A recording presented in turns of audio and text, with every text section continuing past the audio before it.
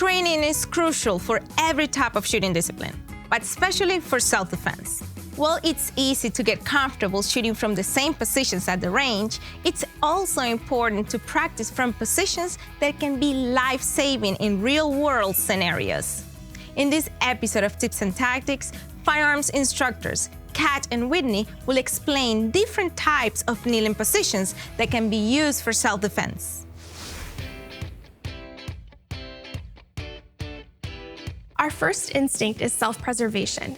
If the situation and time allows for it, you should seek cover. Cover can be defined as something that protects all or part of your body from incoming fire. Cover gives you the benefit of safety, but also time to determine your next response. Next, let's look at 3 common kneeling positions that can be used with or without the use of cover.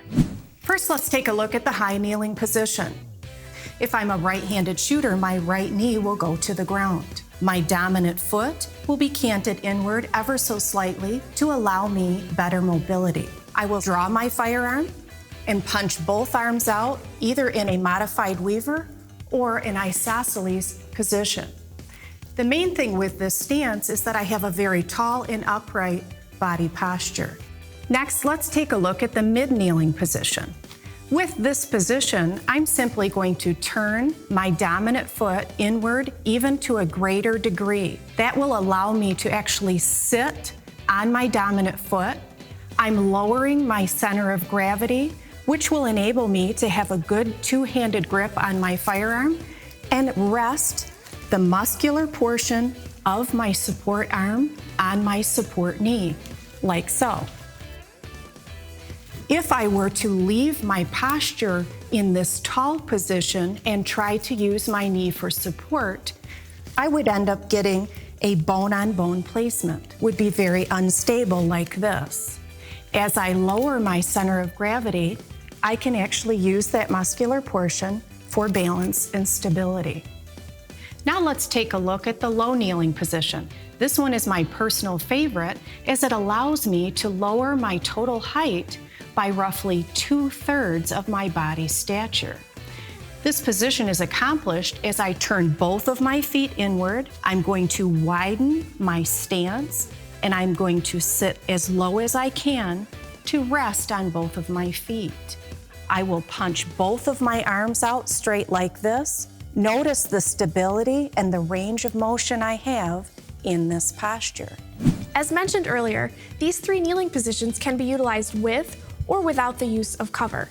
If you're going to practice with cover, here are some basic safety tips to keep in mind. You want to be close enough to your cover that it provides you with safety, but not so close that if you need to transition from your right side to your left, you would be unable to do so as you are too close to that cover. Allow that proper distance for an easy transition from right on over into your left side.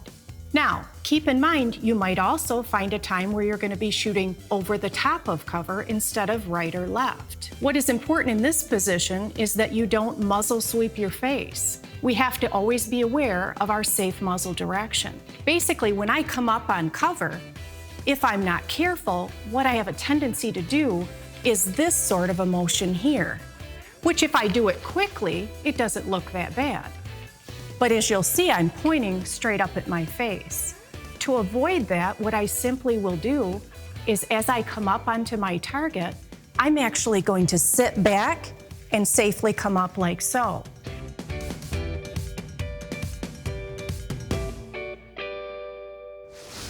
Great tips, ladies. Shooting from a kneeling position, it's not easy, but doing it correctly can be very beneficial. The truth is, due to body type, health, or age, not everybody can perform all of these techniques perfectly. However, that doesn't mean you cannot find a kneeling position that works for you. Keep at it with practice and you will find a way to adapt this technique to suit your abilities. It's better to practice at home in a controlled environment instead of during a life or death situation where every second counts. I am Gaby Franco, and I'll see you next time in another episode of Tips and Tactics, sponsored by Cabela's Outdoor Fund.